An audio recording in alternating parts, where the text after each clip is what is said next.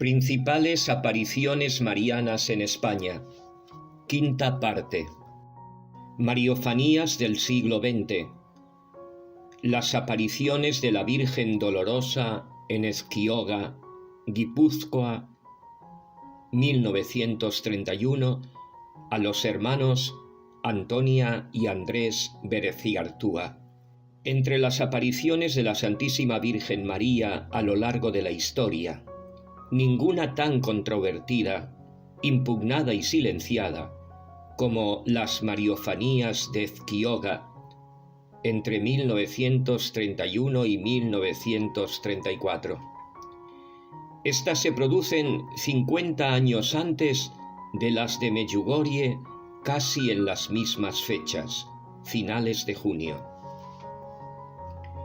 En aquel tiempo, Ezquioga es un pequeño pueblo de montaña ubicado en el centro de la provincia de Guipúzcoa, Vascongadas, del partido judicial de Azpeitia, diócesis de Vitoria, situado en la carretera general de Francia, en la falda del monte Isasmendi.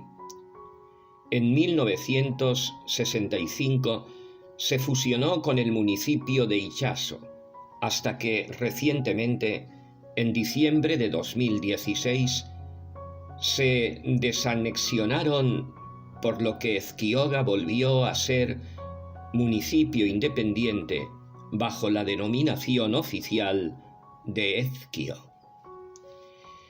Las apariciones comenzaron, como veremos, el 30 de junio de 1931, cuando los hermanos Antonia y Andrés Bereziartúa vieron por primera vez a la Virgen. La noticia corrió como la pólvora. La aparición conmocionó a la opinión pública, haciéndose enormemente popular en pocas semanas a través de los medios de comunicación, y millares de personas comenzaron a acudir en peregrinación. A finales de 1931, 1 millón de personas había ido al lugar de las apariciones, la campa de Anduaga, en dicha localidad, con un pico de más de 70.000 peregrinos el 16 de octubre. Médicos, escritores y periodistas de toda España acudían a ver aquellos extraños sucesos. Numerosas personalidades de Europa, especialmente de Francia, Bélgica e Irlanda, se presentaron también en Ezquioga. Entre ellos sobresale el escritor católico y académico de la lengua francesa, Gaétan de Bernoville. En 1932, Pío Baroja escribió la novela Los Visionarios sobre las apariciones de Ezquioga, la cual fue llevada al cine en 2001 por Manuel Gutiérrez Aragón. El ilustre médico don Gregorio Marañón fue comisionado por la República para investigar las apariciones, pero tras conocerlas, declaró a los medios de la época la falta de competencias para sacar conclusiones. He estado examinando desapasionadamente lo que ocurre aquí y puedo afirmar que los médicos nada tenemos que hacer aquí, porque los fenómenos habidos en los videntes no pertenecen a la ciencia patológica, pertenecen a otros estudios que a mí no me competen. Que vengan los competentes y vean si los alcanzan. Muy pronto el número de estos videntes o visionarios, falsos videntes, fue creciendo imparablemente hasta llegar a sobrepasar el increíble número de 200, de los que no más del 10% podrían ser supuestamente auténticos. Y es que, como ocurre en todas las apariciones, Ezquioga fue un campo de batalla donde actuó tanto la Virgen como el maligno. Las desviaciones comenzaron muy pronto. Fenómenos aparentemente preternaturales se multiplicaban. Éxtasis, xenoglosia, algunos hablaban en lenguas como el arameo, estigmas, levitaciones, comuniones místicas, secretos, profecías y mensajes apocalípticos, fruto la mayoría de alucinaciones y de histeria mística, cuando no de auténtico fraude, en un ambiente de enorme fervor religioso. El investigador que en la actualidad mejor conoce estas mariofanías es el sacerdote pasionista Dr. Don Antonio María Artola, quien ha escrito recientemente varios libros sobre el tema. ¿Qué pasó en Esquioga? Pequeña historia de las apariciones, y El proceso eclesiástico sobre las apariciones de Esquioga, 1934-1936, publicados en Lima en 2016 y 2017, respectivamente. El padre Artola distingue 3 etapas en las apariciones.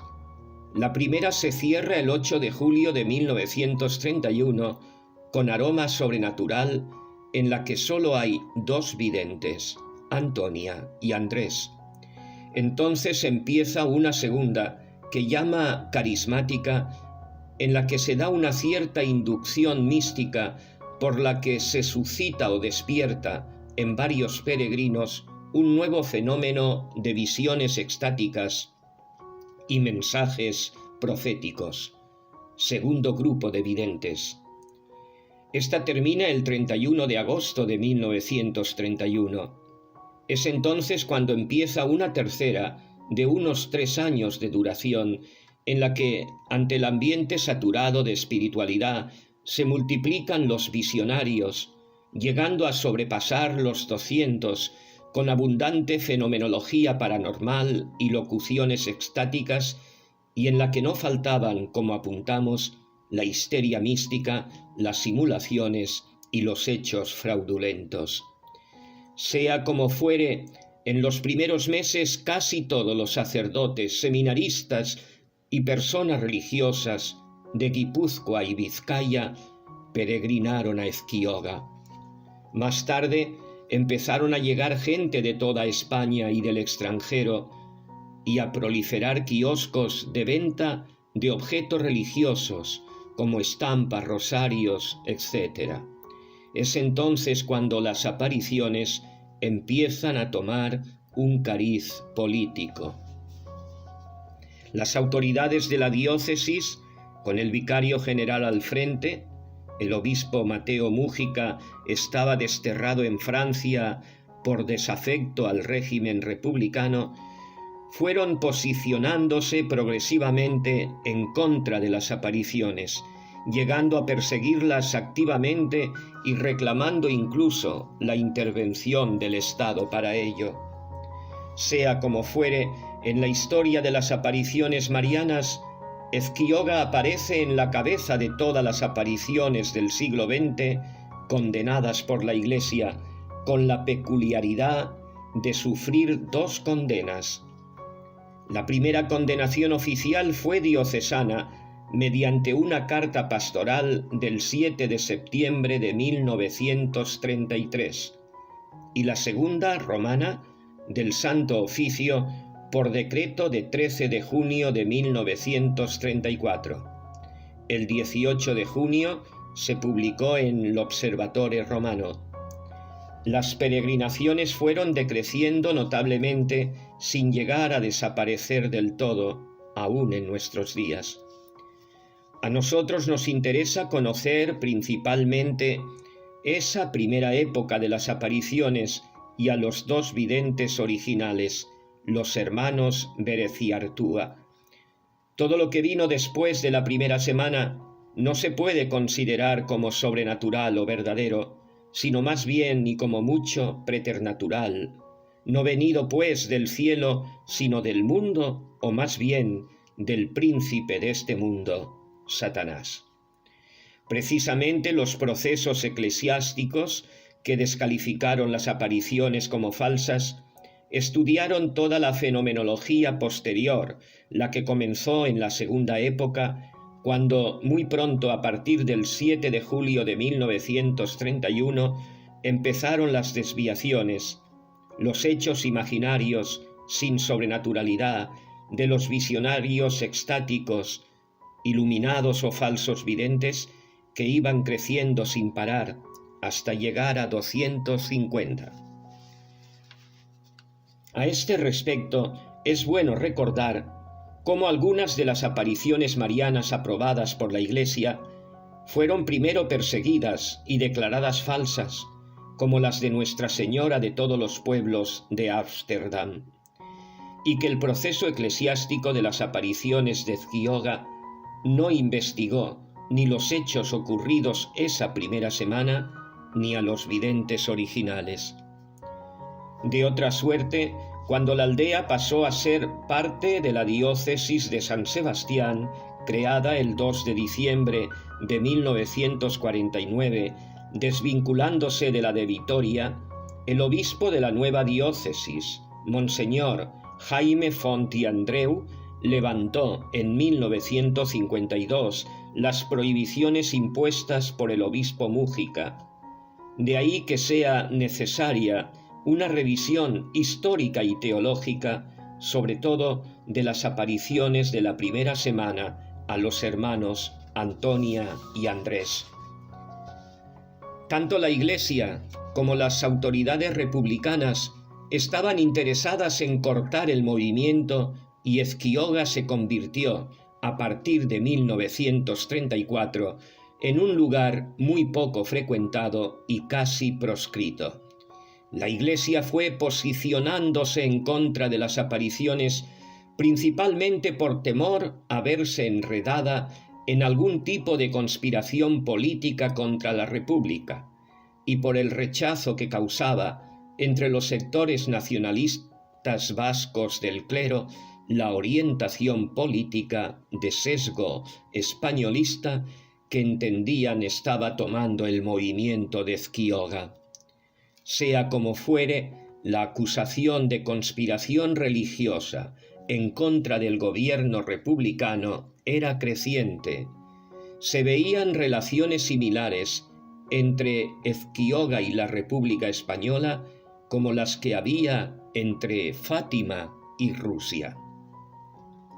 El hecho interesó seriamente a los políticos, y el caso de Ezquioga fue presentado a las Cortes de Madrid como un peligro nacional. Tomaron parte en la discusión hombres de la talla de Romanones, Unamuno y Baroja. Manuel Azaña, presidente de la Segunda República, que pronunció en las Cortes la famosa frase «España ha dejado de ser católica», dijo también «Hay que destruir a Ezquioga». La persecución que sufrieron los visionarios y las mismas apariciones fue brutal, sin tregua, tanto por parte de las autoridades eclesiásticas como civiles. Los que no pudieron escapar, emigrar lejos, fueron encarcelados. Otros recluidos de por vida contra su voluntad en el Hospital o Sanatorio Psiquiátrico de Mondragón, conocido entonces como manicomio. El descampado fue cercado y se prohibió el acceso al lugar. El padre Burguera y Serrano, investigador y defensor de las apariciones, fue también encarcelado, y su libro, Los hechos de Ezquioga ante la razón y la fe, quemado públicamente. Por su parte, el venerable Antonio Amundarain, párroco de Zumárraga y fundador del Instituto Secular Alianza en Jesús por María, cuya causa de beatificación está en curso, consideró las apariciones como verdaderas. Incluso llegó a dirigir en varias ocasiones el rezo del rosario en la campa, sufriendo vejaciones por su apoyo a los videntes. ¿Qué pasó realmente en Ezquioga durante la primera etapa, semana de las apariciones? Todo comenzó el 30 de junio de 1931, domingo siguiente de las elecciones constituyentes que dieron apoyo nacional a la Segunda República Española, séptimo día de la novena de la Antigua, cuyo santuario se encuentra cerca del lugar. A la hora del tercer ángelus, hacia la caída de la tarde, la niña de 11 años, Antonia Bereziartúa, bajaba del caserío Igarzábal Erdi hacia su casa, situada junto al campo llamado Anduaga en Ezquioga, llevando una vasija llena de leche.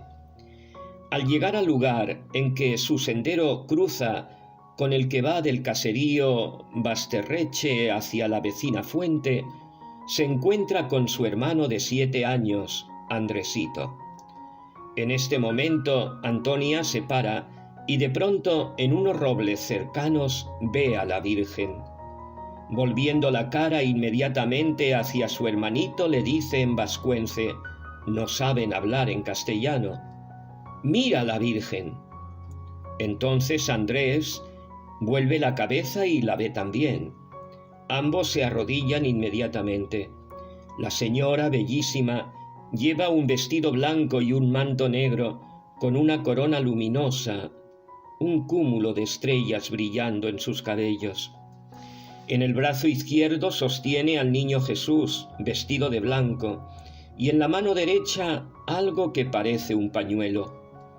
La Virgen no pronuncia ninguna palabra sensible, solo sonríe, pero produce en los niños un atractivo espiritual irresistible a rezar, y de rodillas rezan juntos el Ave María. Han tomado la primera comunión este mismo año. Terminada la oración, desaparece. En cuanto llegaron a casa, contaron los niños su experiencia. Nadie, ni su hermana mayor, ni sus padres, ni la gente les creyó.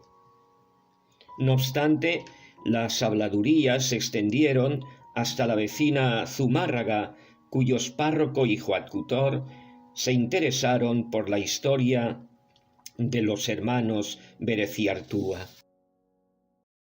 Al día siguiente vuelven al Robledal poco después del Ángelus. La ven sola sin el niño. Se acercan a ella corriendo. Cuando tocan el roble, desaparece la visión. El 2 de julio, fiesta de la Antigua y último día de la novena, 12 labradores acompañan a los 2 niños y al párroco de Zumárraga, el venerable don Antonio Amundarain, que reza por primera vez el rosario. Al llegar al cuarto misterio, los niños ven a la Virgen. El día 3 la ven de nuevo en presencia del párroco, un coadjutor y un nutrido grupo de gente. Los niños contagian a la gente el deseo de orar, y algunos de los presentes piden al párroco de Zumárraga que dirija el rezo del rosario en voz alta, y así se inicia una práctica devocional que se repetirá luego todos los días en un ambiente saturado de espiritualidad y una excitación devota creciente. El rosario colectivo, en voz alta, recitado en vascuence, comenzaba cada día puntualmente a las 6:30 de la tarde, al que seguía la letanía lauretana, rezada en latín y con los brazos en cruz. Rosario que se convirtió en la oración que mejor respondía a la voluntad de la Virgen de orar por la situación que venía a remediar. Desde ese día, un sacerdote dirigió siempre el rosario hasta su prohibición por parte de las autoridades eclesiásticas. El día 4 hay ya más de 500 personas cerca del roble. El padre de los videntes, enojado, decide acabar con todo aquello, secuestrando a sus hijos en un caserío lejano. Empero, de nada valió su artimaña. La gente continuó acudiendo en mayor número. Sin los 2 hermanitos, los días 5 y 6, empezaron a aparecer nuevos videntes. El día 7 se hicieron nuevamente presentes. Este día fue la jornada más importante, el final de la primera semana de apariciones y el final del protagonismo de los hermanos Bereciartúa. Ese día aparecieron las primeras informaciones de la prensa y la afluencia fue numerosa, 5.000 personas. Ese día sometieron a los niños a una prueba de veracidad. A la niña la dejaron en el robledal, al niño se lo llevaron a la otra falda del monte. A cada uno de los videntes le acompañaba un sacerdote. La visión empezó a las 8:15. Duró el tiempo de un rosario. Terminada la oración y desaparecida la visión, cada uno de los sacerdotes escuchó de labios de los hermanos una narración completamente coincidente. Confesaron que seguían viendo a la Virgen Dolorosa dando detalles sobre el manto negro, sobre la corona que ceñía su cabeza y de su aspecto, ora risueño, ora triste. Al final del rosario volvieron a casa acompañados de la muchedumbre. Esta noche terminó su protagonismo y comenzó el del grupo de los segundos y terceros videntes. El miércoles 11 de julio, ante más de 7.000 personas, comienzan las preguntas a la Virgen. Terminado el rosario, antes de las letanías, se oye una voz infantil que pregunta en vasco: ¿qué quieres? Era la de una nueva vidente, la niña María Azurmendi, que oye esta contestación: que reces diariamente el rosario. A partir de entonces, como ya dijimos, se multiplicarán los que dicen ver y hablar con la Virgen, y comienza un nuevo esquioga. De todos ellos, solo una pequeña minoría, no más de 15, se podrían considerar fidedignos. Entre los más conocidos se encuentran Benita, Evarista, Francisco y Josefa. Todos los demás fueron fraudulentos, o sufrían trastornos mentales, o simulaban. Sea como fuere, la singularidad de las apariciones a los dos hermanitos fue siempre esta. Ambos veían a la Virgen como dolorosa, sin éxtasis ni afectaciones. No entraron nunca en trance, aunque quedaban como transfigurados. Incluso en el estruendo propio de un ambiente de agitación de los días posteriores, cuando aparecieron nuevos videntes y la agitación dominaba en la campa, los niños mantenían el aspecto de recogimiento profundo de sus propias visiones. La aparición se acompañaba de una simultánea locución interior que les incitaba a orar. El mensaje era tan claro como simple, una apremiante llamada a rezar, y rezar concretamente el rosario. La Virgen venía a pedir oraciones porque la salvación del mundo está en la oración. Todos los problemas del hombre se resuelven con la oración.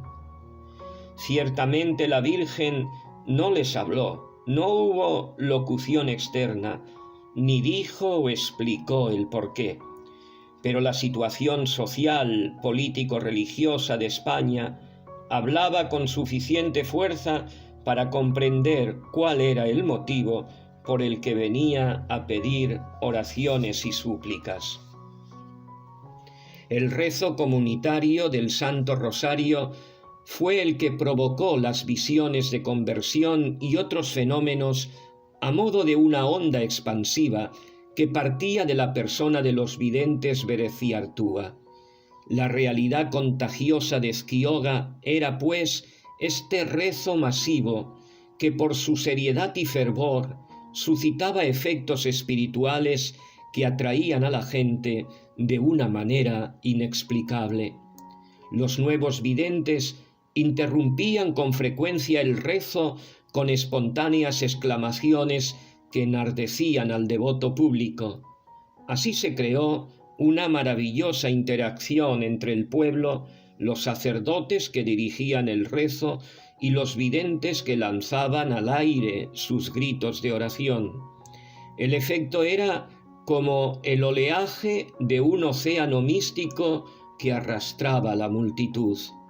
No hubo en Ezquioga ni misas, ni rezo de salmos o plegarias litúrgicas, solo el rosario.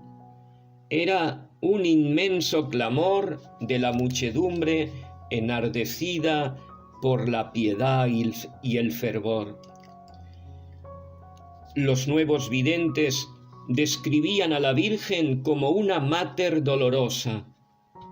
Algunos la veían con una espada en una mano y el rosario en la otra, como indicando que el rosario era la alternativa pacífica a la espada. Otros apuntando con su espada a los 4 puntos cardinales. En otras visiones era San Miguel quien le entregaba una espada ensangrentada y ella la limpiaba con su pañuelo.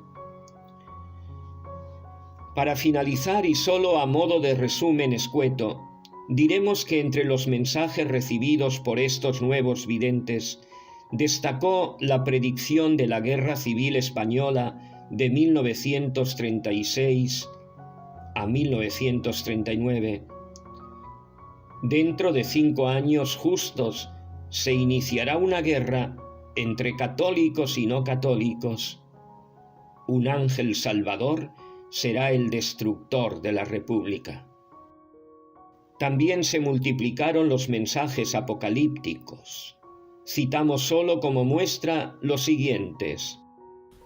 Yo soy la Mater dolorosa, yo soy la Madre de los dolores. Yo lloro por la falta de fe y la dureza de corazón de los hombres. La Iglesia será afligida por muchas herejías y malos cristianos. Di que esperen grandes y terribles castigos los malvados. Si no hacéis mucha oración y penitencia, vendrán castigos terribles y morirá la 1/3 parte de la humanidad. Muchos morirán de una enfermedad contagiosa y habrá que abrirse camino entre los cadáveres. Rezad, solamente el rosario puede salvaros de estos males y salvar al mundo entero. Los comunistas se apoderarán de España y sacarán fuera de ella a los buenos. Y mientras los buenos estéis fuera, castigaré cruelmente a toda España sin temer nada. Más adelante habrá un gran monarca que dominará el mundo y habrá una sola religión. Los crucíferos de Jesucristo y su fundador será el gran reformador de la Iglesia. Y es en este tiempo en el que vendrá el reinado del Sagrado Corazón de Jesús, pero este reinado será interior. Antes, muchos sacerdotes abandonarán el celibato. Después del reinado del Corazón de Jesús, vendrá el Anticristo con más mártires de los que ha habido. Desde que en octubre de 1932 se derribó la primera capilla, nada más se edificó en el sitio de las apariciones hasta que el 30 de junio de 2006 se inauguró un templete, un pequeño oratorio. El trazado del tren de alta velocidad obligó a su demolición, pero fue la misma Renfe la que construyó en su lugar un refugio mariano inaugurado en 2014 con un Vía Crucis y hermosos accesos peatonales. Allí se trasladaron las imágenes del templete. Los peregrinos suelen llegar en mayor número los segundos domingos de mes. Sea como fuere, nos queda la invitación de la Santísima Virgen, la Madre Dolorosa, nuestra corredentora. Su llamada urgente a rezar, especialmente el rosario diario, y la confianza plena en el poder y la eficacia de la oración para resolver los problemas de cada generación y la mejor, tal vez única, solución a toda la corrupción, calamidades y tribulaciones que amenazan a la humanidad.